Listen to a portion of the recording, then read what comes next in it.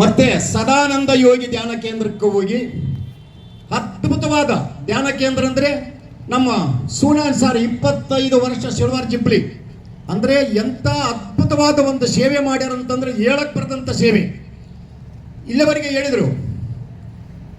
ಇಲ್ಲಿ ಟೈಮಿಂಗ್ ನಾನು ಫಸ್ಟ್ ಧ್ಯಾನಕ್ಕೆ ಬರ್ಬೇಕಾದ್ರೆ 2010 ಧ್ಯಾನಕ್ಕೆ ಬಂದಾಗ ನಮ್ಮ ಕೃಷ್ಣಮೋಹನ್ ಸಾರ್ ನಾನು ಕಣ್ಣಾರ ನೋಡಿರೋದು. ಪಂಪರೆಡ್ಡಿ ಸಾರು ಬಂದು ಸೇವೆ ಮಾಡ್ತಿದ್ರು.